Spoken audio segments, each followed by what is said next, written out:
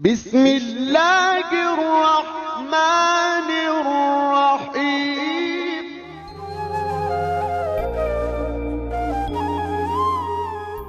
اعوذ باللہ من الشیطان اللعین الرجیم بسم اللہ الرحمن الرحیم الحمد للہ رب العالمین الصلاة والسلام علی رسول اللہ وعلی آلہ آل اللہ اما بعد فقد قال الحکیم فی کتابہ المحکم بسم اللہ الرحمن الرحیم خلق الانسان علمہ البیان۔ میرے عزیز سامعین، جیسا کہ آپ لوگوں کو معلوم ہے، آفات زبان کے حوالے سے میں کچھ دنوں سے یہ درس دے رہا ہوں، اور جھوٹ پہ ہم پوچھے تھے کہ جھوٹ ایک ایسی صفت ہے، ایک ایسی عادت ہے کہ جس کی وجہ سے انسان کی عزت اور آبرو چلی جاتی ہے۔ جتنا ہو سکے جھوٹ سے انسان خود کو بچائے، کیونکہ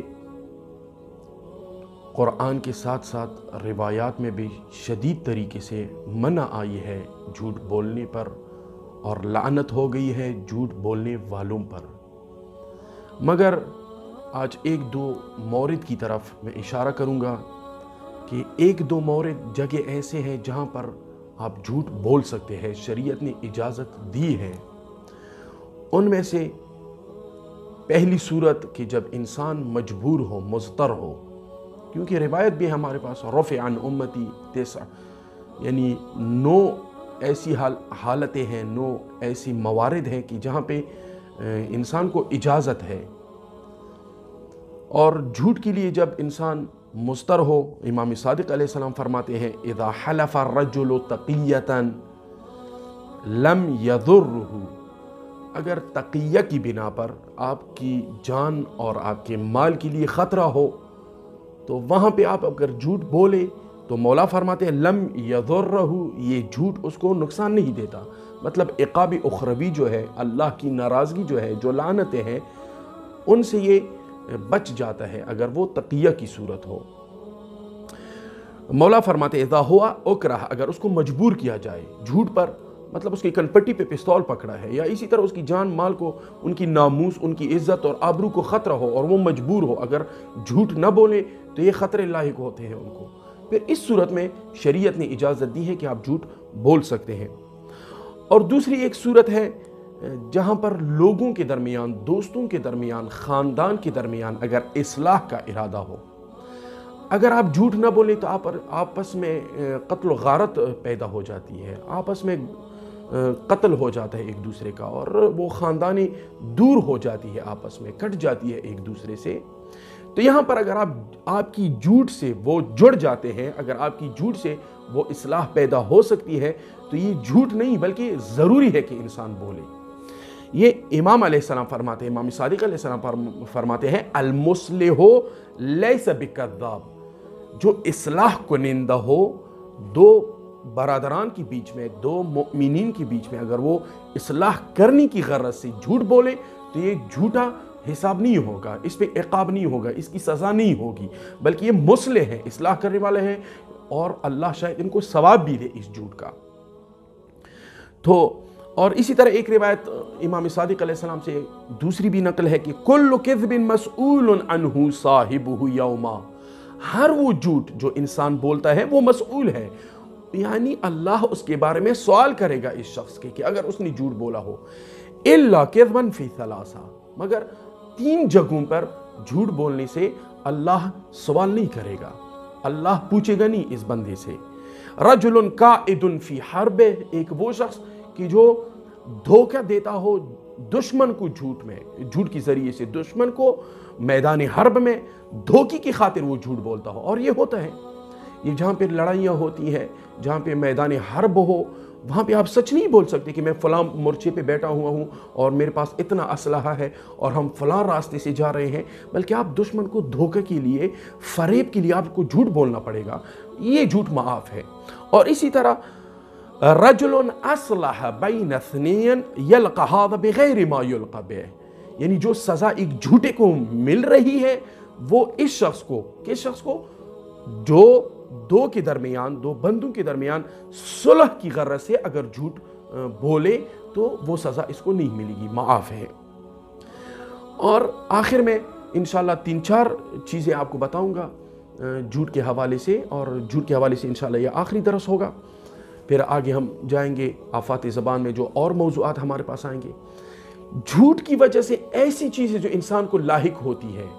وہ کوتاہیاں جس کی وجہ سے انسان جھوٹ کی وجہ سے اس کوتاہیوں تک چلا جاتا ہے، وہ کون سی چیزیں ہیں؟ پہلی بات، جھوٹ کی وجہ سے آرام چھین جاتا ہے انسان سے، جو دل ایک سکون ہوتا ہے، جو اطمینان قلبی ہوتا ہے، وہ دور ہو چلا جاتا ہے انسان سے، اور شک وہ اضطراب کی حالت میں پڑ جاتا ہے۔ یہ رسول اللہ صلی اللہ علیہ وآلہ وسلم فرماتے ہیں، دع ما یریبک الی ما لا یریبک، چھوڑو اس چیز کو جو جس چیز پہ آپ کو شک ہو، الی کہ آپ کو یقین ہو جائے، وہاں تک جو بھی مشکوک چیزیں ہیں اس کو چھوڑ دو، اس پہ عمل نہ کرو۔ فإن صدق طمأنینہ، سچ اطمینان قلبی لے کے آتا ہے، وإن الکذب ریبہ، اور جھوٹ شک پیدا کرتا ہے انسان کے دل میں، جو عقیدہ ہو، جو یقین کا مقام ہے تمہارے دل میں، اس کو تزلزل میں لے کے آتا ہے۔ لہٰذا یہ ایک چیز جو جھوٹ کی وجہ سے سکون قلبی ختم ہو جاتے ہیں، اور دوسری چیز،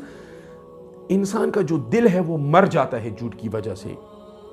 کیونکہ قرآن ہے، قرآن مجید میں سورہ بقرہ آیت نمبر 8 میں اللہ فرماتے ہیں، وَمِنَ النَّاسِ مَن يَقُولُ آمَنَّا بِاللَّهِ وَبِالْيَوْمِ الْآخِرِ، لوگ میں سے وہ لوگ جو یہ کہتے ہیں کہ ہم اللہ پر ایمان لائے ہیں، اور یوم الآخر یعنی قیامت کے دن پر بھی ہم ایمان لا چکے ہیں،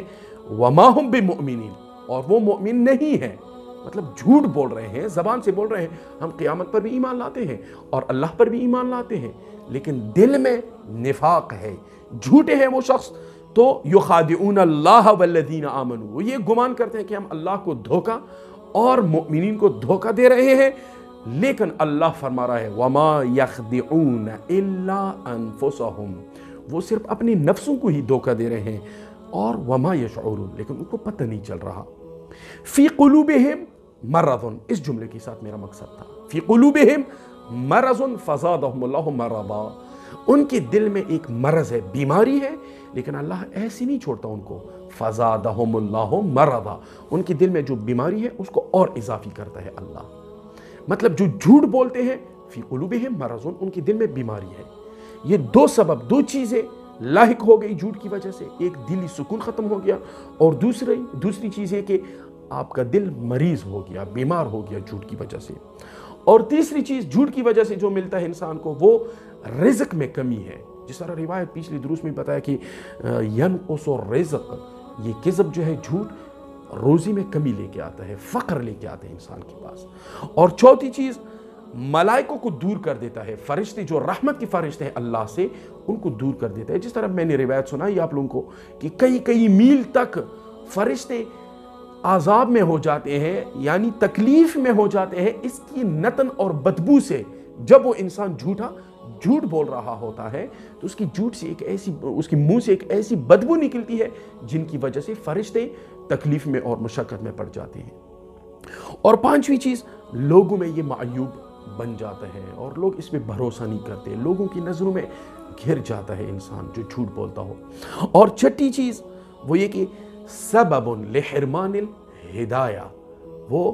ہدایت کا جو سبب ہے وہ کھو بیٹھتا ہے یہ انسان، کیونکہ روایت ہے، بلکہ آیت ہے سورہ غافر کی، ان اللہ لا یہدی من ہوا مسرف کذاب، وہ شخص جو مسرف اور کذاب جھوٹا ہو، اللہ ان کو ہدایت کبھی نہیں دیتا، یعنی اللہ کی جو ہدایت ہے جو ہر بندے کو شامل حال ہوتا ہے، ان سے محروم رہ جاتا ہے۔ اور آخر میں آٹھویں چیز جو اس جھوٹ کی وجہ سے انسان کو مل جاتا ہے، ابتعاد عن رحمت اللہ، اللہ کی رحمت سے دور چلا جاتا ہے، چونکہ آپ لوگوں نے مباہلہ کے حوالے سے سنا ہوگا، قرآن کی آیت ہے کہ رسول اللہ نے نجرانی وفد کو بول دیا، آپ لوگ اپنی نفسوں کو لے کے آ جائیں، ہم اپنی نفسوں کو، آپ اپنی عورتوں کو، ہم اپنی عورتوں کو، آپ اپنی بیٹوں کو، ہم اپنے بیٹوں کو لے کے آتے میدان میں، ثم نبتہل فنجعل لعنت اللہ علی الکاذبین، پھر ہم یہ کریں گے کہ جو بھی جھوٹا ہو ہم میں سے اللہ کی لعنت اس پہ قرار دیں گے۔ لعنت کیا مطلب؟ اللہ کی رحمت سے دور، مطلب جو جھوٹا ہو وہ اللہ کی رحمت سے دور چلا جاتا ہے۔ دیکھیے میرے بھائیوں، صرف ایک جھوٹ کی وجہ سے اتنی چیزیں انسان کے عمل نامے میں لاحق ہو جاتی ہے، اللہ سے دور ہو جاتے ہیں، فرشتوں سے دور ہو جاتے ہیں، لوگوں کی نظروں میں گر جاتا ہے، اپنی دلی سکون کھو بیٹھتا ہے۔ لہٰذا اللہ سے ہم یہی دعا کریں گے کہ خدا ایسی گناہ کی جو اتنی اسباب کا سبب ہے، خدا ایسی گناہوں سے ہم سب کو انشاءاللہ بچا کے رکھے۔ اپنا خیال رکھیے گا۔ السلام علیکم ورحمۃ اللہ وبرکاتہ۔